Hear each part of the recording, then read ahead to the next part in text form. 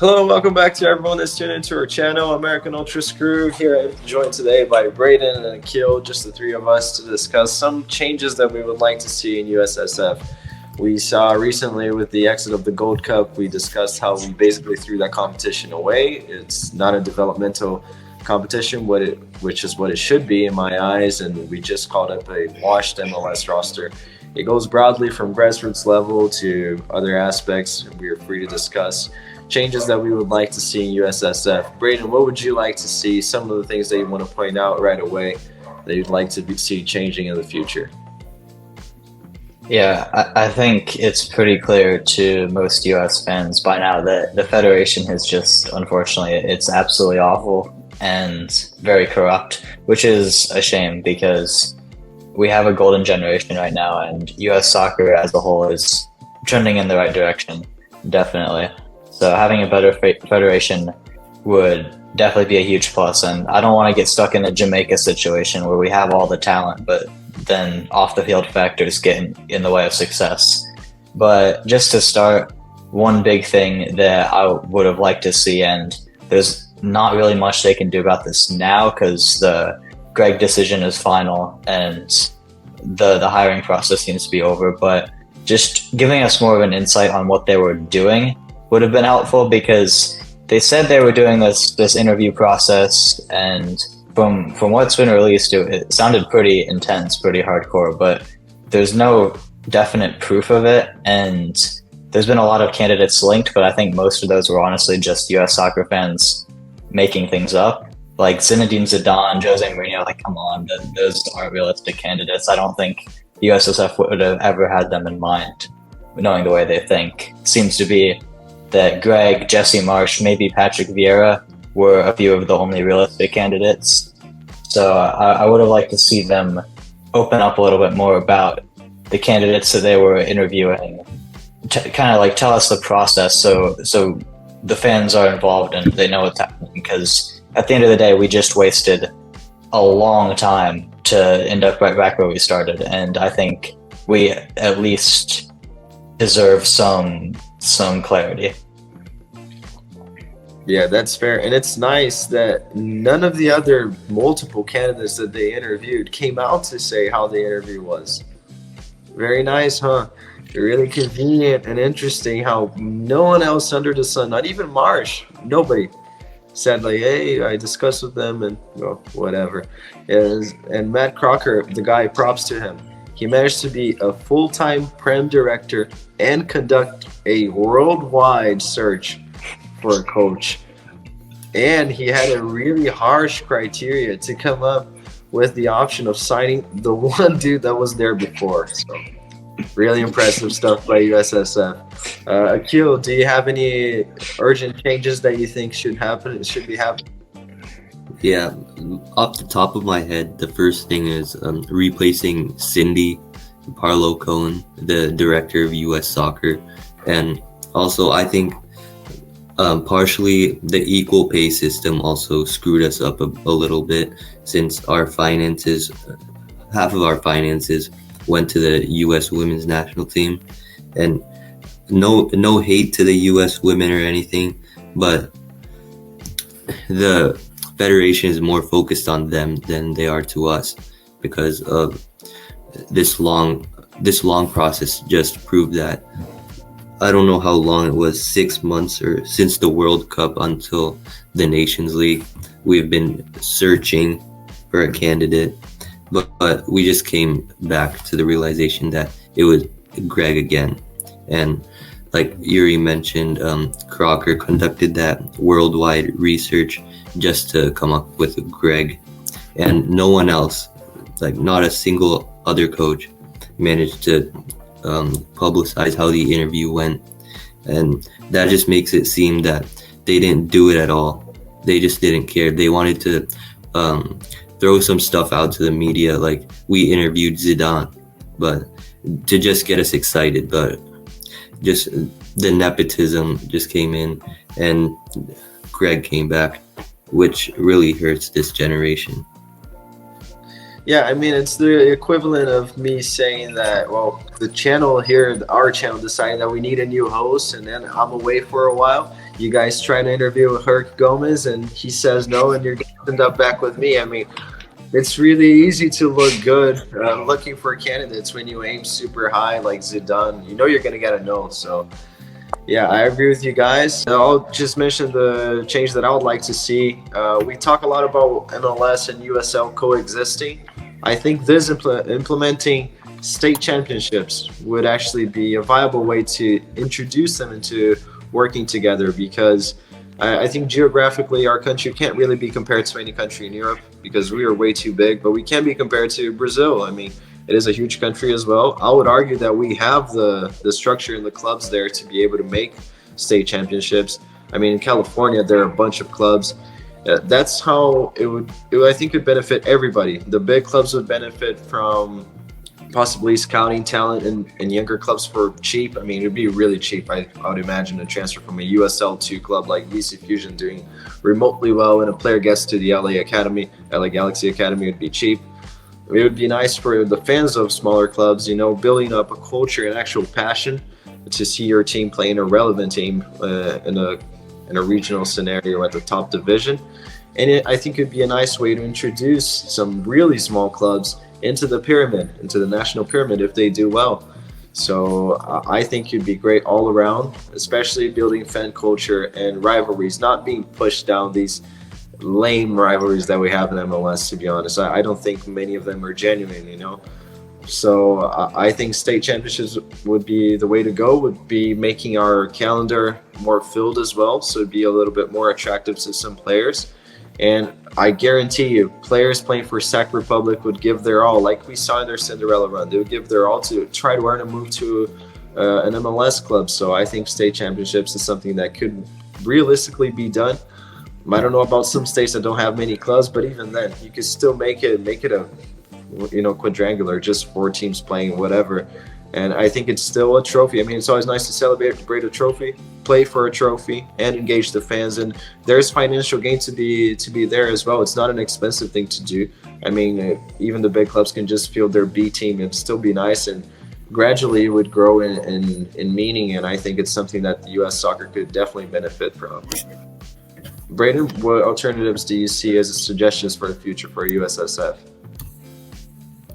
Yeah, I think going in more to what you said about the state championships, the way the Brazilian Serie D works, correct me if I'm wrong, but they play in the state championships, and then the winners, or a bunch of teams from there, the best teams, qualify for Serie D. And with USL League 2 currently having 122 teams, I mean, that's a little ridiculous. So I think if they implemented a system like that, I know the league is already divided up into several different divisions. I think there's 18 of them in total. But if they just had some like the best clubs from each division qualify for League 2, similar to how Brazil's 4th tier works, I think that would be a great way to set up the pyramid, just considering the amount of teams they have. And like you said about cup competitions as well, I think another system that we would do well to follow is England's. We already kind of have the setup with MLS being its own separate entity like the Premier League is, and then USL, I mean, they even have the same names as the EFL Championship, League 1, League 2. So I think that was definitely done intentionally. But if a merger were to happen in the future, and hopefully it does, even if the two things, MLS and USL, could be separate entities like the English Football League and the Premier League, I think it would still work fine. And getting down to the lower tiers in England, they have a bunch of different cup competitions for non-league. I don't think we would have to go down that far because we don't have the basis for any tiers below the 4th, at least not yet. But maybe a competition like the FA Trophy in England is for tiers 5 through 8. So maybe if we had a competition that was for just maybe like tiers 3 and 4 or something like that, just extra trophies that can bring in money, bring in excitement for USL. Yeah, and it's nice they mentioned the Brazilian pyramid because I can add this thought to it as well. It helps with funds for smaller clubs, and it just got me thinking. Some states, we know they don't have many clubs, so then a similar model they could do is how Brazil Northeast does, the Copa Nordeste. It's a cup where a lot of states that don't have many clubs, they just combine, and it's one big regional tournament where it just works as a state championship, because then they combine, they have enough clubs to play in a nice format, and the ones that do better, they start their journey in the Brazilian pyramid starting at Série D, which is the fourth tier and officially the first league system in Brazil. Akil, what are your thoughts? Yeah, so for USL2, obviously there's around 120 teams or something, split into around 18 divisions. And the best way that I see fit is that the winner of each division should be in USL2, and all the rest of the teams should be divided into regional championships or tournaments and state championships below USL2, and eventually just create more divisions. And because of the fact that soccer is not that popular in the US, if you combine it up with USL2 and MLS starts working with USL, maybe MLS could bring marketing to USL, and USL could gain more money, and they could attract investors from that. And the main difference from MLS and USL to the Premier League and the EFL is that the Prem and EFL work together almost all the time for everything organized between the clubs down from the bottom divisions to the Premier League. And in England, because the country is so much smaller, you don't need state championships or anything like that. You can, if you go from one side to the country to the other, it's around a 2 to 3 hour drive, like from west to east. So I think that's one of the reasons why England and countries in Europe have an advantage. But if we're comparing the US to a country like Brazil, the state championships for me are obviously the best way to go about it. Yeah, I mean, it's nice. I mean, those countries in Europe, they really have been fortunate because, like you said, it's so practical to travel. I mean, that's another reason why state championships are good, because we mentioned the funds that they could gain, but also they wouldn't really spend much money. I mean, I know VC Fusion's a broke club. They're USL too. But they wouldn't spend much money just driving down the freeway to play LAFC if they were. They're getting destroyed. But I mean, it's still a nice exposure for them, money that they would get from the competition. And the big clubs, there's no excuse for them to say that they would lose money. I would imagine there's no way. It's just a profitable competition. At least in Brazil, that's the way that is modeled. The big clubs, they don't lose any money. They just gain. And some clubs like Atlético Paranaense, they think they're too good to play the state championships. They field out their younger players. Great experience for them. They still get money, and they are able to scout good players from lower clubs at a really cheap price. Like their goalkeeper, Bento. He's actually getting called up to the Brazilian national team next time around. He's already confirmed by Diniz. He was signed from a club called Laranja Mecânica, Mechanical Oranges. I mean, who even knows that club? It's from it's a tiny town that has 20,000 people in the interior region of Paraná. So, I mean, it makes sense. It would be good for the big clubs as well in the US. And it's nice we started talking about Greg at the top. Somehow he's at the top. And then we went to the league system. Now I'm going to give my suggestion for the grassroots level, if you could call it grassroots. I think developmental stages. I saw an article by Eric Wijnalda, who was voted our best player of the last decade. The first decade of U.S. pro soccer in the 90s, scored in the World Cup. I mean, the guy has a nice resume, played in Europe well in Bundesliga, where he said that he felt high school soccer was so important back in his day, and now he got to think a little bit reverse nowadays, where it's not important. And I see he didn't really expand into it, but I think that high school soccer should be having a bigger role, honestly. Because more people it has more potential for people to go to games than club soccer. I mean, I played academy and it was ridiculous. Only the parents show up. I mean, let's be honest. Only the parents are showing up, or people doing nothing at that park. No, there's not going to be an atmosphere, no real pressure, and there's not really a feel. I mean, I enjoyed playing for my academy, but I didn't really feel proud. Oh, this is where I'm from. And I think that high school soccer has the possibility of playing us against them, because your high school has a history. Their high school has a history. It doesn't have to be a soccer history. There's going to be a natural rivalry there. People are going to show up for relevant games. And it even forces some players geographically, a really talented player, that doesn't really care about high school now, if it had a bigger meaning in the future, if it was, I don't know, broadcast, I don't know, the federations have to be a little bit creative on how to make it meaningful. But I think that a good player, a really good creative player, would be forced to have other ways than just rely on other players on the academy who are, for the most part, really good technically. They know how to pass the ball back. I mean, sometimes you're playing high school with players that are chubby. They don't know how to run properly. You're going to have to be creative and just pull things out of the bag. So I think it could build some talents. Eric Wijnaldum said that his high school was awful, so that's why he wanted to be a better player. Ended up being a U.S. men's national team worthy player, scored in the World Cup. I mean, it's not going to be like that for everybody, but I think at the grassroots level, something needs to change. MLS Next Pro is a nice initiative, MLS Next as well. But I think high school soccer has a lot of potential that's untapped right now. Brayden, what do you think about this? Or what are other suggestions that you would give for grassroots level, not only at the developmental stages? Yeah, so going into the high school thing, I definitely agree that there's untapped potential there. I mean, in my personal experience, for American football games and basketball and a bunch of other sports that are more popular in America than soccer is right now. I mean, you get big atmospheres when you're going to play rivals, and that's, like you said, that's something that you don't see at academies, as unfortunate as that is. So yeah, the one concern I do have about high school is there's places like IMG Academy that end up recruiting, and I don't want that to be a thing. I think if we give more exposure and to high school soccer, I think that's going to become more common, and I just kind of see that as just kind of an easy way out for a lot of players. I think players need to be representing where they're from and not just going somewhere that's going to give them and their family money.